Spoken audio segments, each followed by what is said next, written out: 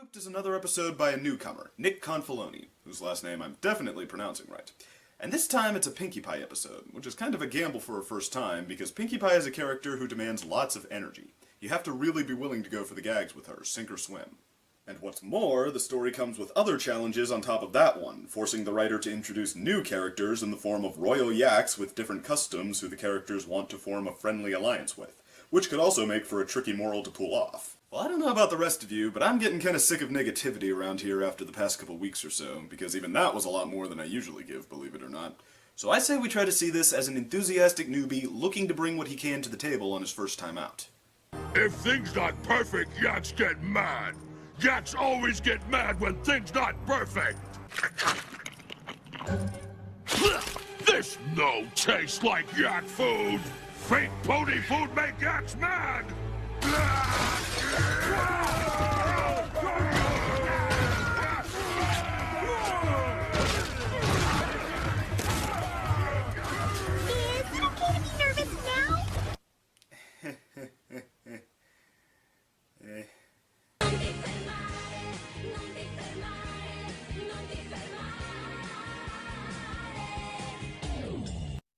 Okay, I think we got off to an awkward start there, so let's just clear it up right now.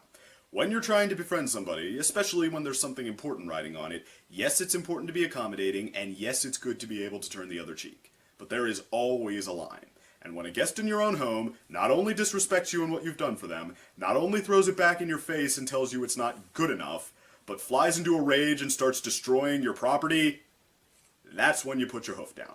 If you don't throw them out right there, you at least tell them that that had better be the last time that happens. You don't cater to abuse. Me and my family would be honored if you rested here in the barn during your visit. This not yak hay! Well, we didn't have actual hay from Yakistan, but we tried our best to make it just like yours. Not perfect! Yaks destroy!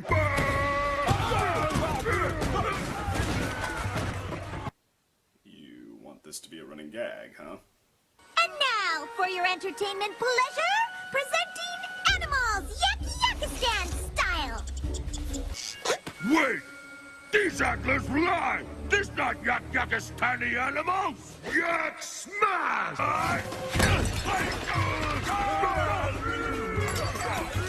This isn't even funny. It's not like a comedic obstacle they just can't help, like whenever Curly from the Three Stooges hears Pop Goes the Weasel, he goes insane with rage and starts mauling everybody. This is just a bunch of guys being cruel, judgmental douchebags for stupid reasons.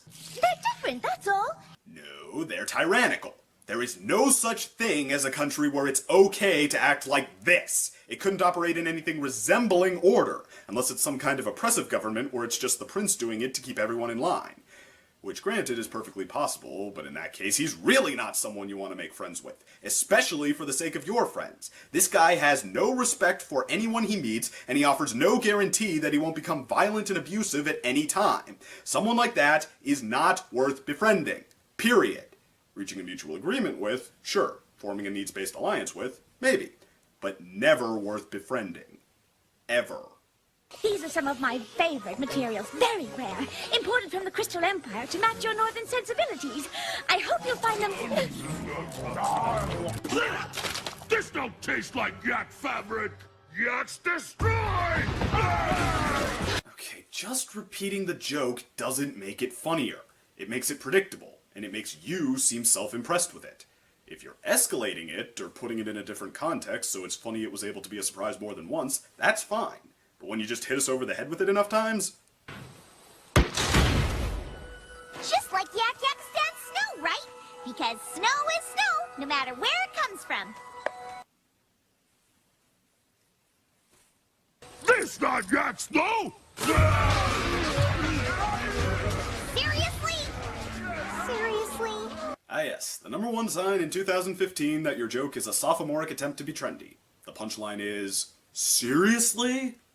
In fact, that's our word of the day. Sophomoric. It sounds intelligent when critics smarter than I am use it in a review, but nerdy and stuck up when you try to use it anywhere else.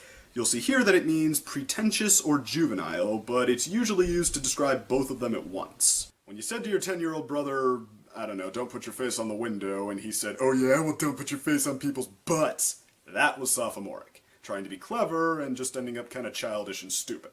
That's one of the problems in this episode. Tell your faces to hold on to their crowns, because they're about to get turned upside down. Hold your frown, face! This burden falls on my rump, and my rump alone. Where's all the snow? Please tell me this is magical sand-colored snow!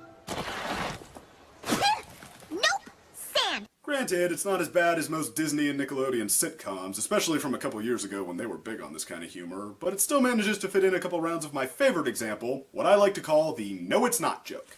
What's a no it's not joke? That's when the joke is that whatever the characters were just talking about is not what they just said it was. Why are your eyes darting around like that? That's what I do when I'm not nervous. See, it's funny because that's not what she does when she's not nervous. Twilight Sparkle likes vanilla ice cream, red balloons, dancing, but she's afraid of quesadillas. No, I'm not. They're just so cheesy. See, it's funny because cheese is not scary. Did I mention it doesn't hurt if the thing they're talking about is also really stupid? I can't tell if my eyes are open or closed. I think I can see a little bit. Now that doesn't count because there was a funny consequence to it. The joke wasn't just that she said she could see and then she couldn't.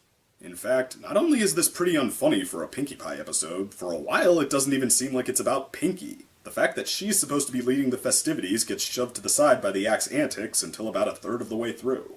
One bite and you'll be transported right back to Yak-Yakistan. No, don't show another one.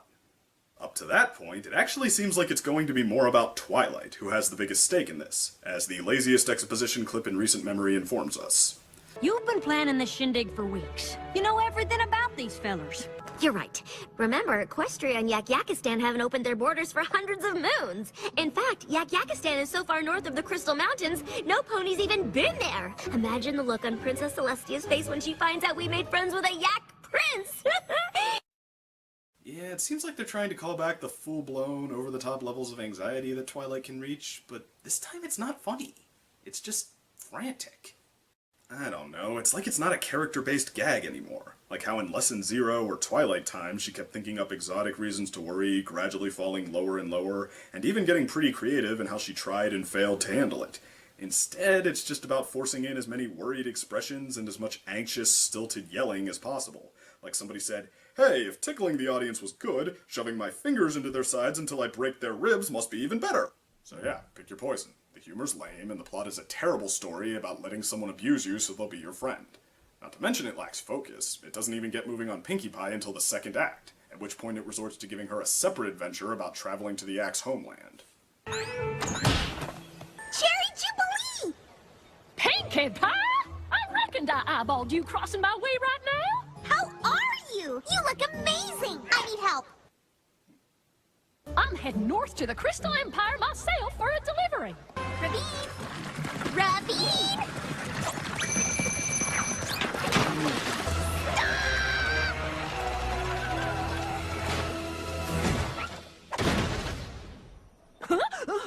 Whoa, I was dreaming about a ravine. That's what I said. Oh my gosh! This is funny! I mean, I'm seriously having fun with this. It's clever, it's different. I don't feel like I can see the punchline coming a mile away, like the episode is saying, "Don't you feel all smug and clever because you can tell how incredibly stupid the characters are being." No, this is genuinely well done. I mean, I think the solution is finally clear here. Don't focus on the axe.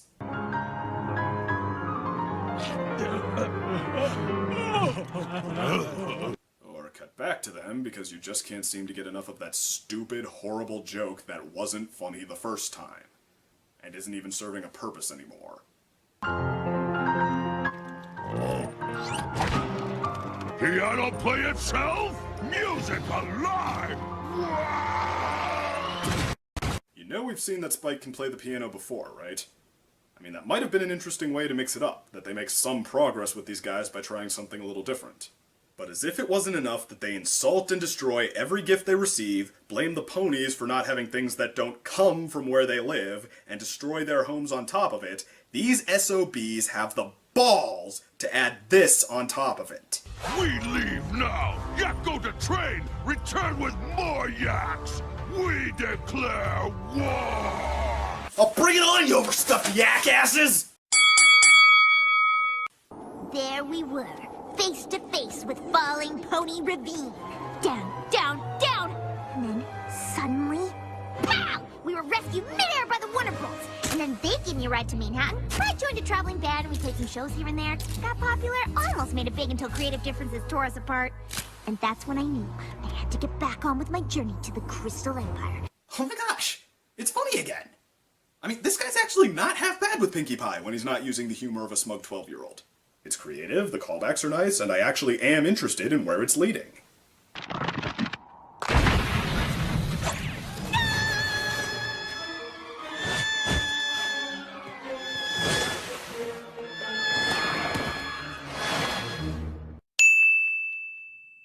You weren't actually going anywhere with that, huh?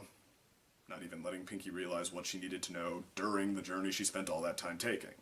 Meaning you could have had her learn the same lesson by just staying in Ponyville and having something happen to her. Mr. Ducedow? I'm sorry! I know I wasn't very nice, but I probably should have at least stressed that you are a competent writer. I mean, I don't technically even consider last week's review of your episode a negative one, right on the borderline maybe, but like I said, your story was still fairly painless to get through. You even sort of built to a nice moral at the end. I would just like to see this episode try to pull a nice moral from all of this. What matters is how hard you try. The trip was really hard, but every pony I met along the way was so helpful. I just wish the yaks could see how friendly and wonderful and great Equestria really is. Prince Rutherford, every time we tried to make something in Equestria feel like Yakistan, we couldn't get it right. When I got back from my adventure, I realized something. We shouldn't try to make Equestria feel like your home. We should try to make you feel at home in Equestria. And that means showing you why we love it here, so you'll love it too. Pink Pony work hard to make yaks feel at home. Now yaks happy. Well, nice try, but the story you've been telling doesn't support that. The yaks weren't just disappointed because the ponies were messing up imitations that they couldn't pull off. They were lashing out because everything wasn't, I believe their word was, perfect, exactly the way they expected it to be. Meaning Ponyville's way would be even worse. The problem was their sense of entitlement, not the ponies failing to do what they did best. And now you've spent the whole episode telling us that the right thing to do was cater to that, even when it turned abusive. Anyone who likes the main characters would probably have a tough time even stomaching that. Self-respect, Mr. Confaloni. I promise it's more important than whatever you had in mind here. Know what I mean? What happened to Season 5? Well, new writers, that's what, but I mean, it feels like just yesterday I was saying it was shaping up to be the best post-Faust season, if not more. Now we're only 11 episodes in, and I've already been as negative as I was towards any of the other seasons, except for 3. Which, granted, is not very negative, about 2 thumbs down per season, but yeah, above average show. That's why I decided to stick with it. I mean, it told well-written stories with surprisingly thoughtful morals. It usually avoided that frantic and smug kiddie humor that's big in other shows. In fact, its own humor was pretty clever. I mean, I don't know. Here, what's the next episode? Let me check here. Done. Okay. M.A. Larson, writing a day in the life episode. Fan favorite writer. No need for him to do anything contrived. Just a little story about a retcon.